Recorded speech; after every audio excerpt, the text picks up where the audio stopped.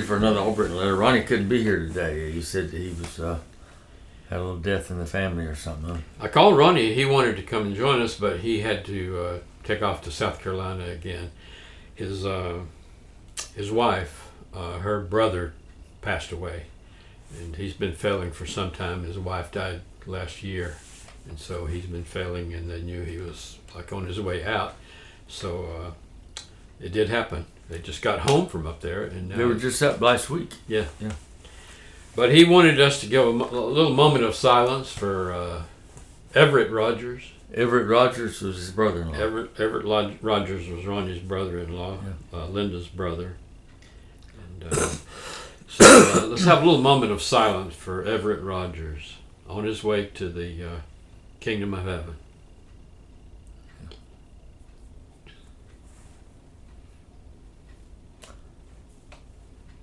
A full moment. That's a pretty good moment, wasn't it? That's a quick minute. Yeah. Well, yeah, there's a lot of our age group that are passing along these days. My friend and commander of our VFW post here is very sick right now. Well, we all are human, and we're subject to fail. Some quicker than others from different reasons. But it's like if we mature to our old age and fall to the side gradually because of our age, not by accident, then we get our age. It could happen any day, any time. It could happen any time for anybody, but for us, it's a different set of parameters than a 40-year-old riding around in his car and stuff. Yeah. Getting this age, you begin to be irrelevant in any event. Yeah, you don't really care that much one way or the other. You don't, to me. There was a time in my life when I thought the world might quit spinning if something happened to me. I was the one holding most of it up. Yeah. But as I get older, I realize that I could take my shoulder out from under the log, and it doesn't make any difference. Well, our subject today is somewhat related. It's about marriage and relationships. Yeah. And heaven knows, and everybody knows, that far be it from us to be giving any kind of advice on marriage and relationships. I've been married. This is my 5th marriage, and oh, really? You've 3 times for you. I've had 3, yeah. But we're not here to give advice. We're not doing any kind of advice. We're just talking about it, and we do have sharing what we know. We do have experience with marriage and relationships. Well, you learn more from your failures than you do your successes. That would seem so, but sometimes it don't happen. Well, I think that is generally true. That is generally true. Because typically when I succeed at something, I usually my reason for succeeding in my own mind is, well, I'm just good. Yeah. But when you fail, you say, man, how could that have happened? And then I thought I had it down and I failed. And so you examine why you failed. Yeah, and so you learn more. That should help. Yeah, but sometimes it don't, and that's in that case it's called insanity. But is marriage a good institution? Is that Coke in your camera? No, that Coke's fine. Do you think marriage is a basic, sound, good institution? I think it is. You and I spent. I was married 28 years in my first marriage, my high school sweetheart, and we had our children. And then and then I had another marriage, but I spent in my lifetime probably 8 or 10 years single. And I didn't mind it. I really didn't intend to get married again. Well, not getting into any personal details. The reason I put relationships on here, you did have a relationship with another woman that you weren't married, but you were with her for some time. Several years, 3 or 4 years. That wasn't a marriage, but it was a shack-up deal. It was a relationship, which is popular these days. Yeah. So it put me at 4. I'm still behind you, though, Phil. Yeah. You got 5. Well, I did one twice. It was the same. Same one twice. Same woman twice. Well, my wife did that too. She did the same guy twice. Made her 5 times.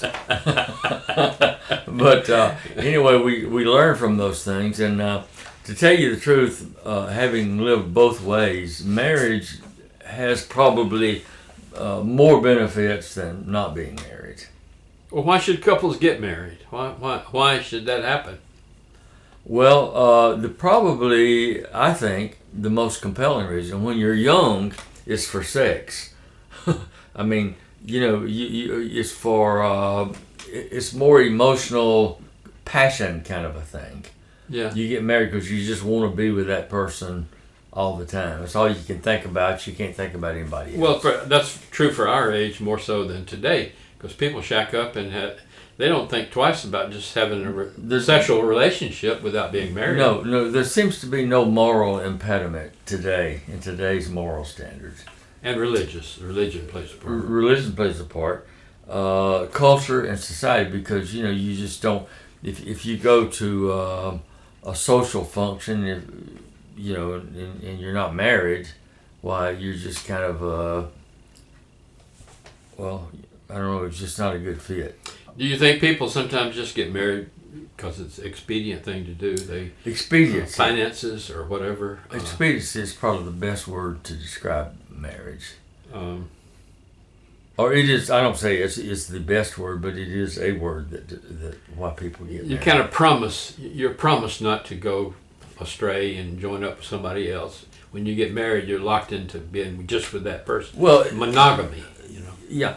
You think of a business relationship. If you and I are going to go into business as partners, why don't we just run the business and just be partners? Well, what if something happens? What if we have a fight and we break up? Then how are we going to deal with the business? What if the business is successful and we make $1 million? How are we going to split up the loot? You have to have the legalities. The society recognizes the same way in a marriage. The law recognizes. The law recognizes a marriage. It doesn't really. It's just called common law, but that's complicated. It's not a sure thing. Yeah, well, there's a lot of lawyers employed and making lots of money on that aspect alone. Just there's a lot of breakup of businesses and marriages. Mm-hmm. And that's true. Sometimes it takes a lawyer. Now, my breakups, my divorces that I went through were all very amicable. I never even used a lawyer. Yeah, well, you're a likable guy, so. So I mean, we never argued. We just took what was ours and split up and got the divorce. So that only applies to people who are, I think, basically greedy. They want it all. I want all that stuff is mine. Well, you're kind of like me. A part of what makes a marriage split complicated is assets. The more assets you have, the more complicated the split up is going to be. I never have really had that much, and what I did have, I never cared that much about. So, well, the same attitude I had. I didn't care. She could have taken it all, and fortunately, for the majority of my 5 divorces, they were also of that attitude. They just, I just want out. Take what you want. I've got mine. I don't care. So it went pretty smoothly. There was no fighting, no long drawn out divorces or anything like that. But well, the longer things go on, I've had a couple of guys in the middle of divorces, and the advice that I gave them that I would still give if you're determined to get a divorce, here's how you do it: ask her what she wants and give it to her. Did you write a manual? That's my manual right there. Find out what does she want out of the deal, and give it to her as fast as you can. It's never going to get any better, because once she starts talking to a lawyer, and the more she thinks about it, the madder she's going to get about whatever she's mad at. She's just going to get madder, and every time you have a follow-up meeting, she's going to want more. And that's what these guys, I talked to them 2 or 3 years. I said, "How's that divorce? Did you get that?" "Oh, and every time I meet with her, still pending. She wants more. Still pending." And of course, kids are complicated even more when you have complicated even more. So get her done, I guess, is my paradigm. Just give it up. Well, with all that being said, are non-married relationships valid? I mean, is there a reason that we could get along in society with non-marriage in a relationship as long as we had a legal, what I call it, a prenuptial agreement or something? Not prenuptial, but just an agreement. Just a verbal agreement. Yeah. Well, verbal agreements are very nebulous because Well, even a written agreement. If you can have a written agreement, it's not a marriage. well, that's basically what a marriage is nowadays. It's just a Greg, our brother, who's a senator, actually introduced this bill. They had this big brouhaha in Alabama about the same-sex marriage. Right. We had a Supreme Court. Can't remember his name. Wallace. It wasn't. It was. We had a Supreme Court judge who was very Christian, and he ordered all the probate judges not to marry anybody on same-sex marriage. Well, the Supreme Court had ruled for that, and so there was a big brouhaha about it. And so Greg introduced this bill that made marriage in Alabama is much more now like a contract, like a business. Well, what it did, all you got to do is just make an agreement. It absolved the state government from getting involved in issuing a license to marry. Right, the license to marry. It's not the state's right or responsibility to tell you can get married or not. Yeah. So we got this. We got the state out of the picture, except for the registration of the marriage. It's still registered with the state. Registered. Yeah, but it would be like taking your deed down to the courthouse. Correct. And saying, yeah. We got married. You didn't have anything to say about it. We got married. And that's the way I did it on this last one. Okay. This last marriage, we just went to a justice of the peace and had the form signed and took it down to the courthouse and paid the fee to register the marriage. Right. You didn't have to get a license. Didn't even have to get a preacher or anything. Yeah. You just had to pay. Well, I think that sort of thing is probably wise from a legal perspective. I think it weakens the, ritual is what makes our cultures work. Saying prayer before your meal, getting formal. The more formal you make things, the more likely they are to stick and be, you don't lightly give up something. The more formal it is when you get into it, the more formal it has to be to get out of it. So, and likewise, the more informal you get out of it. So it makes getting together and splitting up. A lot of people get married nowadays just to see how it goes. If it doesn't work out, we just get divorced. Yeah. And certainly that's why people shack up and not get married. It's because it's easier to get out of, just in case it doesn't work. Well, it's not a very good formula for a lasting relationship. Well, what you're saying then is that people should spend more time finding out about their mate before they get married, or before they have intercourse, or before they have children. Before they get involved in doing all of these things, they should find out about their mate with a long engagement. You prove more of a long engagement and a sure marriage rather than a no engagement and a quick marriage. Well, I say that intellectually, but Gwen and I got married like about a month after we met. Yeah. Well, we went to high school together, but after we met, we decided, You're both old let's get married. Well, when? Well, how about Saturday morning? But, these long 2 or 3 year engagements don't make a lot of sense to me either. But yes, I do think that I think the marrying somebody that you've known a long time, I think makes more sense. Because people, like if you moved off to Atlanta or you moved off to New York or California somewhere, you met a girl, she was like really hot, and you get married. Not likely, you probably don't know her well enough. But if you known somebody for a long time, because in a marriage relationship, you just can't believe this. A young person can't. But the little things in the relationship, just sitting down watching TV or having a conversation, the little things is what makes the day to day. And just something like a person that sucks his teeth after he eats, or a person smacking.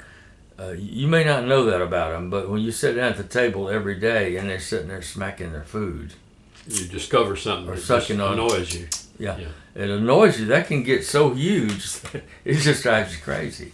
Well, isn't it? You just don't know until you're around a person enough. Yeah, I know, but that could become a petty offenses. I mean, couldn't you be a better person and just take it, for the sake of the marriage? Well, we could all become better people, but the real fact is that we're all nitpicky. Yeah.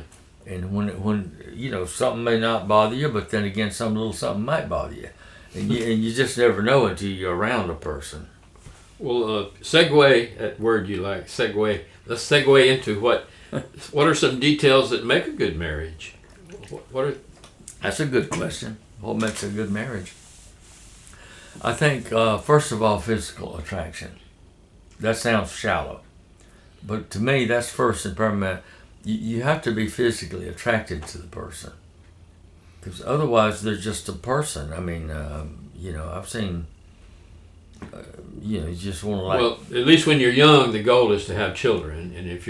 And God made us with that physical attraction. And then somebody you find among like 20 women that you know, one of them is more physically attracting to you. And you want some unique way that appeals to you yourself. And so you fall in love with that person. But the physical attraction is the initial draw, I think. That's the magnet. That's the pull. Yeah. That causes you to be emotionally attached. It's, if you got a wife that's so ugly you don't even want to kiss her. Or like, you might like that ugliness. That might appeal. You might be happy to kiss that ugly woman. Well, if she's pretty to you. Yeah, that's what. Let's just take, for example, smoking. For example, this girlfriend that I had one time. She smoked, and I just couldn't go there. She looked good enough. She was smart. I liked her when I first met her. But that cigarette breath finally just got to me. And she said, "How come you don't ever want to kiss me?" Because she smelled like an ashtray. Was it the cigarette breath or the activity of the smoke in the house? I think it was all together. All together. I thought it was something that I could live with, but until you've actually lived with it, you don't really know. The smell know. Gets in your hair and everything. And it creates bad breath, too. It ain't the kind of breath you really want to kiss on too much, and that sort of thing can just kill the passion of a relationship. Do you think that a woman could be so beautiful that the bad breath wouldn't matter? No, I think eventually it would matter. I think it would kill, no matter how pretty or good looking she is. If she got bad breath, that would be a killer for me. Eventually, I could look at her, but by the time you get close to her, that you smell that bad breath, and it would be a killer. Well, so I would never, ever anymore get entangled with anybody that smoked. I just wouldn't even go there because it's too much of a turnoff. So knowing that, it would behoove us, if we're more egocentrically focused, to have better tasting breath ourselves, just for that purpose, Instead of ignoring it, you see all these old rough guys that are hunters and eating all that meat and coming home, they don't brush their teeth and they, honey, why don't you like me no more? Right. Yeah, I think that's something to think about. Now, I do see, when guys are young and they go out on a date with a pretty girl, they get dutied up, right? Put on their best clothes. But as soon as they get married, you see them like a year or two after they're married. The guy, he's had on the same flannel shirt for like 3 years. He never changes his clothes. He grows him a big woolly beard. He never. You're getting off in dangerous territory now. He never combs his hair anymore. And you see the women, the first thing they do is start chowing down. They put on 100 pounds the first year. And they just don't see the importance anymore of being attractive. I think in a marriage, that's why a lot of marriages die, is people aren't paying attention to what attracted them to begin with. Yeah. They take it for granted. They take it for granted. They let themselves go. But that physical attraction should, and I think is important to maintain a physical attraction for one another. Let's say everything goes awry in your marriage, your relationship. You say, well, I just can't take this anymore. And you're contemplating divorce. Is divorce, I know this is more of a religious thing, but is it socially and other ways basically evil, the institution of divorce? Good question. And I think if you judge by what does it lead to, does it lead to evil? If you and I are husband and wife and we get divorced, what's going to happen? Okay, let's consider children, for example. Today we have crime We have young people growing up without role models because they're in a single-parent home, without discipline, and it causes all kinds of social upheaval, which it has caused today. Like 80% of our families out here have no father in the home, and the kids. That's a problem. Yeah, the kids are running amok without proper supervision. They don't have the role model. Now, you and I grew up in the same household, and so you know, Mama was the nurturing one. Yeah. Right. You get a sticker in your finger, Mama kisses it and picks it out and takes care of it. And if you need something that you can't go to Daddy, you go to Mama. Mama was the nurturing one. Daddy, on the other hand, was kind of the disciplinarian, which we needed. We were like 5 boys in our family. Yeah. We'd tear the house up if Daddy hadn't have been there. I mean, we wouldn't have paid attention to Mom. So you need both angles. You need the balance in a marriage.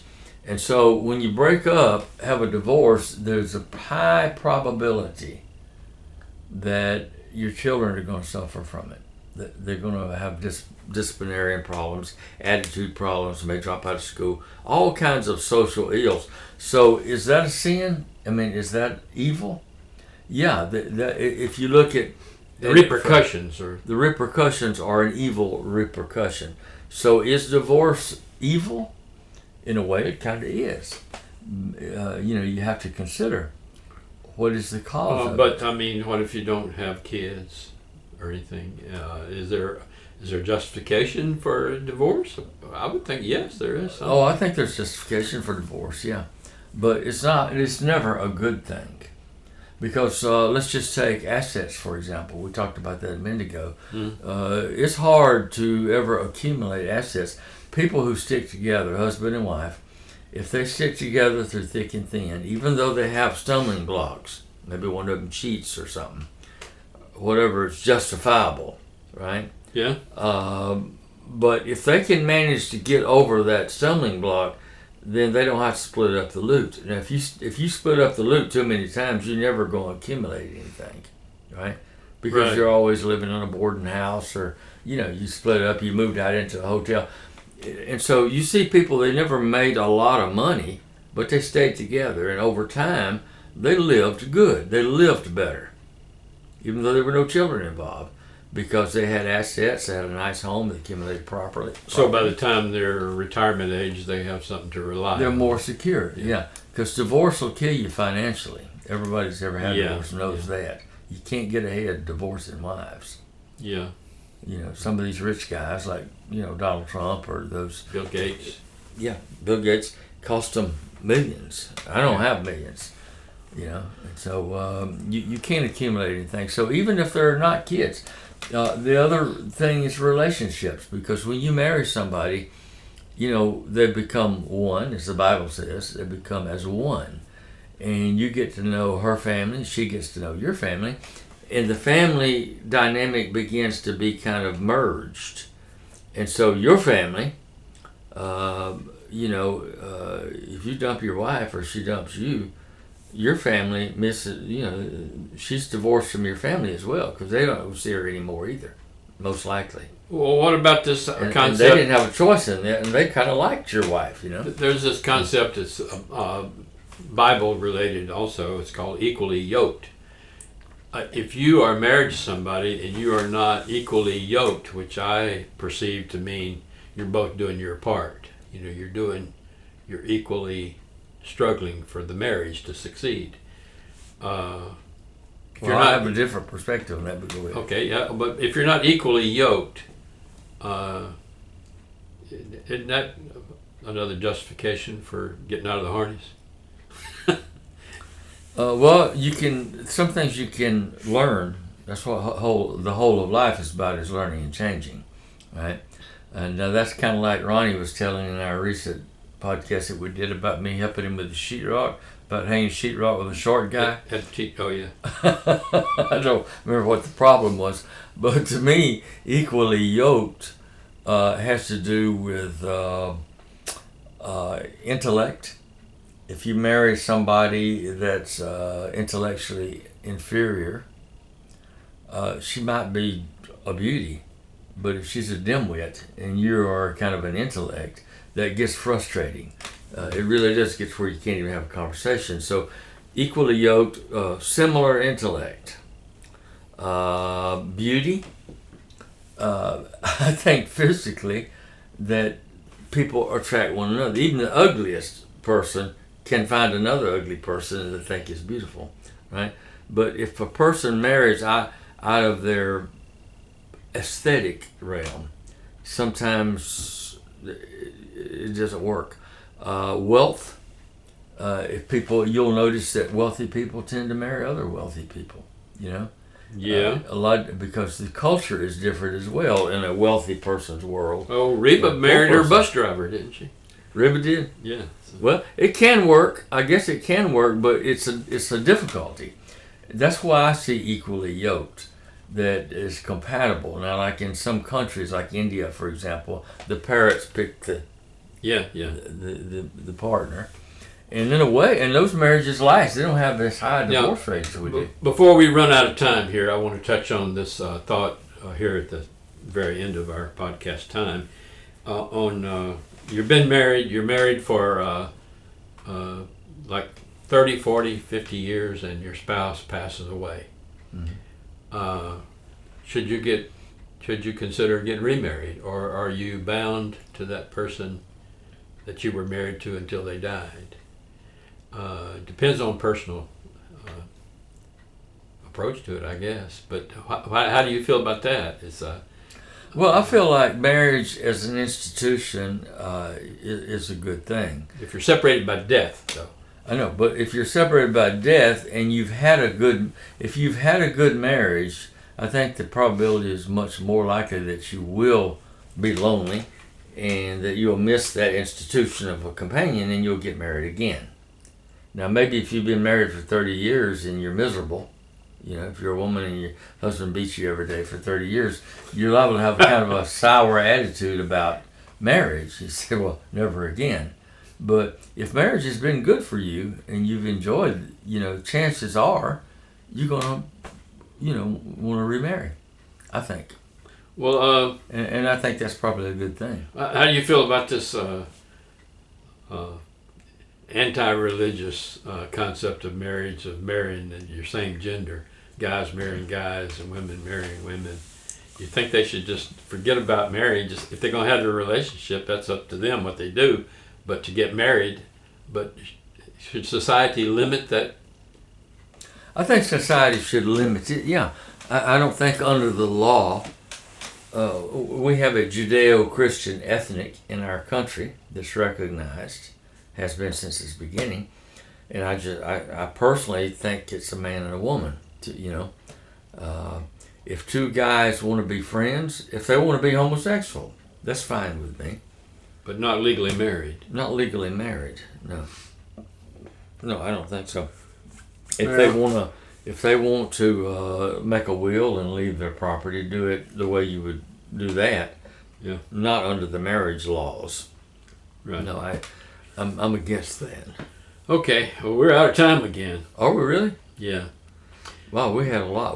There's a lot you could say about marriage. Well, we've just kind of skip-rocked over the whole thing. I think a lot of these podcasts are, when we're recording them, it depends on our personal, how we're feeling health-wise, or if we're depressed or whatever. That affects the flow of the podcast. And I think this one's gone off pretty quickly.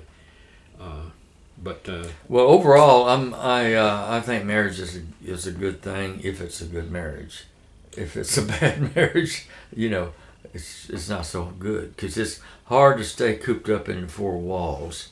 You got to go to bed together every night, and you just can't get away from a person you're married to. So it can be very miserable. One of you is going to find other activities. Right, something's going to happen. But I think marriage.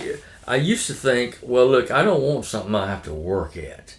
People say, well, you have to work at a marriage. And I used to think, well, it ought to be natural, not anything I have to get up every day and work at. In a way, I still believe that. It shouldn't be that difficult, but you do have to work at it. This idea of making